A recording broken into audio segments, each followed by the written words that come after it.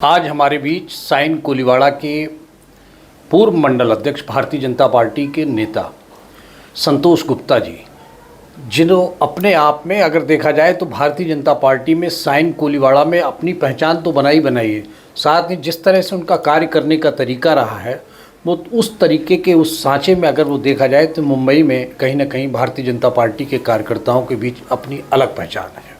महाराष्ट्र के मुख्यमंत्री देवेंद्र फडणवीस जी, देवा भाऊ का जन्मदिन था। दिल से देवेंद्र फडणवीस के लिए केक काटा। और साथ ही आज हम चर्चा करेंगे संतोष गुप्ता जी से कि वो किस तरह से मुख्यमंत्री की पद्धति, कार्यशैली, उनको बारे में देखते हैं। संतोष गुप्ता, भारतीय जनता पार्टी माजी मंडल अध्यक्ष साइन कोलीवाड़ा विधानसभा। मैं सभी को नमस्कार करता हूं। और कल हमारे महाराष्ट्र का यशस्वी मुख्यमंत्री माननीय श्री देवेंद्र जी का जन्मदिन था। हमारे विधानसभा में हमने सेवा के रूप में ब्लड डोनेशन कैंप का आयोजन किया गया। हमारे विधानसभा में साइन कोलीवाड़ा की सभी जनता ने बढ़ चढ़ के हिस्सा लिया और भारी संख्या में लोगों ने अपना ब्लड दान किया, क्योंकि हमारे माननीय मुख्यमंत्री जी का ऐसा आदेश था कि इस दिन न कोई बैनर लगेगा, न कोई केक कटेगा, न कुछ। तो हमने उनके आज्ञा का पालन करते हुए सेवा भाव के रूप में काम किया और सभी हमारे क्षेत्र के रहवासियों से अपील किया कि हमारे देवेंद्र जी के जन्मदिन पर आप अपना ब्लड डोनेट करें। ये जो रक्तदान होता है, ये रक्तदान किसी की जान बचाता है, किसी की लाइफ सेव करता है। तो हमने उनके जन्मदिन पर इतना महत्वपूर्ण काम करने का फैसला किया था और किया, और भारी संख्या में लोगों के अंदर उत्साह था। मैं देवेंद्र जी के बारे में इतना ही बोलना चाहूँगा कि देवेंद्र जी एक महाराष्ट्र के विकास पुरुष के रूप में जाने जाते हैं, क्योंकि इनका ये सेकेंड टर्म है। इसके पहले जो 5 साल मुख्यमंत्री थे तो उन्होंने काफ़ी कार्य किया महाराष्ट्र में। पूरा मेट्रो का जाल उन्होंने मुंबई में बिछाया।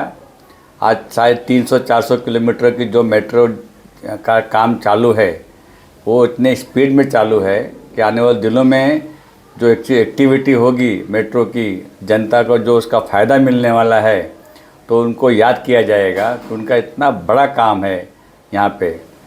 दूसरा, उन्होंने दूसरी बार जो वो मुख्यमंत्री बने उसके बाद महाराष्ट्र की जो व्यापार क्षेत्र में, जो उद्योग क्षेत्र में पीछे चला गया था, आज वो काफ़ी तरक्की कर रहा है और आज महाराष्ट्र नंबर 1 पर चल रहा है।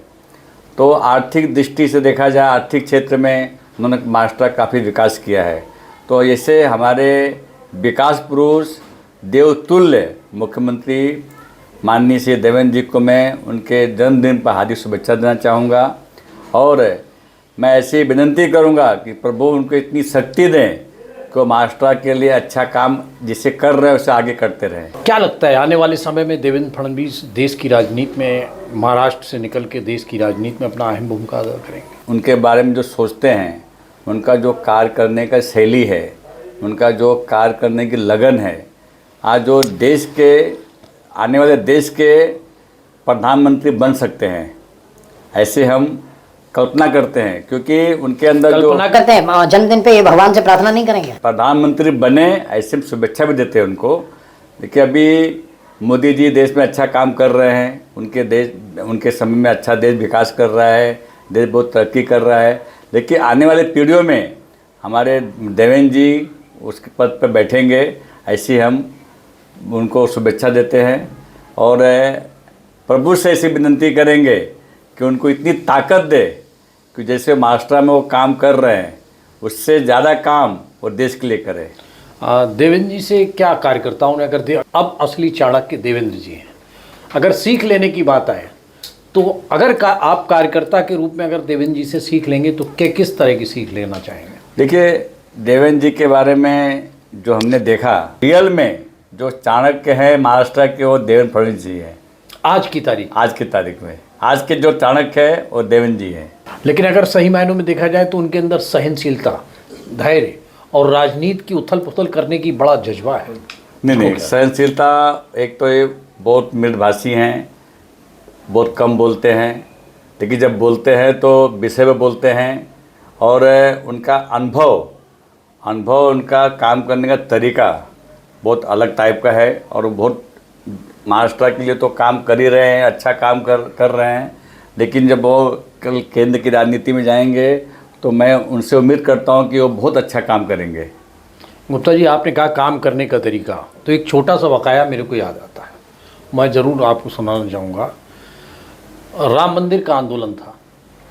देवेंद्र फडणवीस जी को उत्तर प्रदेश की जनपद बदायूं की जेल में रखा गया और वो दौर था, उस समय पूरी तरह से मीडिया कवरेज सब रोका गया था और मैं दैनिक आज का 92 में पत्रकारिता कर रहा था। जेल में मुलायम सिंह यादव जी का पुतला फूंका जाना था और वहाँ पर किस तरह की उन्होंने, जेल के अंदर आपको मालूम है कि चम्मच ले जाना मुश्किल है, आग कहाँ से आएगी, मिट्टी का तेल कहाँ से आएगा, बांस कहाँ से आएगा, पुतला कैसे बनेगा, लेकिन ये सब इन लोगों ने जेल में रहते हुए किया और मुलायम सिंह यादव का पुतला फूंका। मैं उस समय जेल के अंदर था और मैं वो नज़ारा देख रहा था और परिणाम क्या निकला कि उस खबर को मैंने जब आज अखबार में लगाया तो उस समय खबरों पे अधिकारी सस्पेंड होते थे और जेल का अधिकारी सस्पेंड हो गया और पूरे हिंदुस्तान में तहलका मच गया कि जेल के अंदर मुलायम सिंह यादव का पुतला फूंक गया।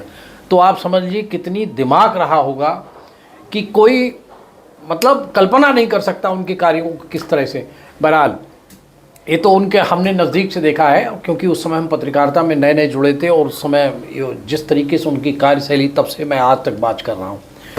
गुप्ता जी, वृक्षारोपण हुआ, कैंसर पीड़ितों के लिए कार्य किए गए, ये सब रक्तदान हुआ। ऐसा क्यों लगता है कि ऐसे कार्यों से लंबी उम्र की कामना की जा सकती है और देवेंद्र फडणवीस ने इसके लिए मना किया कि कोई बैनरबाजी नहीं होगी? कुछ तो रहा होगा कि भारतीय जनता पार्टी सेवा की भावना में विश्वास करती है और हमारे जितने भी नेतागण हैं, जितने भी हमारे नेता हैं, वो सेवा भावना से ही काम करते हुए आगे बढ़ रहे हैं। और जैसे उन्होंने कहा कि हमारे जन्मदिन पर ब्लड डोनेशन, रक्तदान किया जाए, वर्ल्ड रिकॉर्ड होने आया। हाँ, तो वो एक तरह का एक दिन में इतना ब्लड जो कल हुआ है मुंबई में, एक बहुत बड़ा रिकॉर्ड बना है। शायद महाराष्ट्र में पहली बार ऐसा हुआ है कि किसी नेता के लिए इतना रक्तदान 70,000 से ऊपर 70,000 के ऊपर संख्या गई है। तो ये जनता का एक मतलब स्फूर्त, उनके स्फूर्त कहा जाएगा, उनका योगदान है जनता का। लोगों ने बढ़ चढ़ के हिस्सा लिया है, लोगों ने उनको नेता माना है। आज देवेंद्र जी को लोगों ने उनके काम के माना है, उनके काम को सराहा है।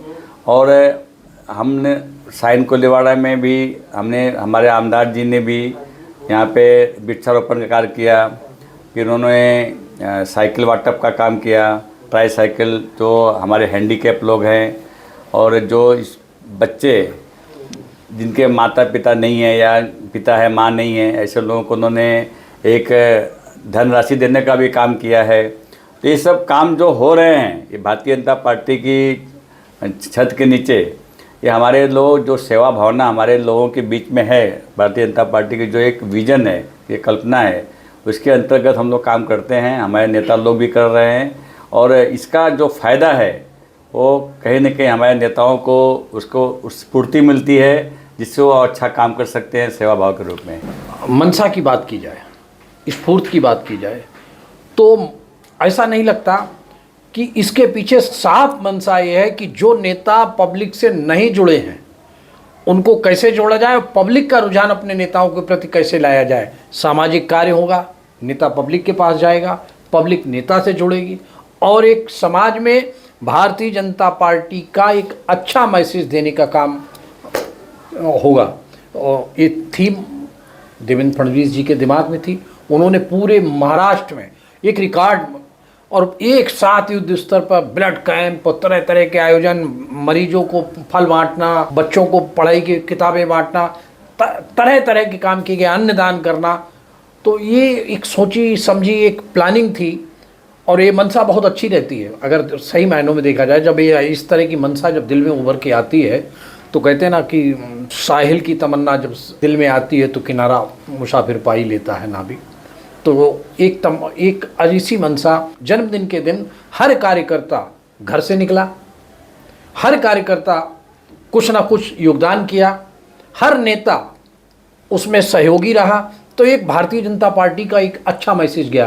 क्या लगता है आपको? नहीं, देखिए, भारतीय जनता पार्टी में संगठन सर्वोपरि है।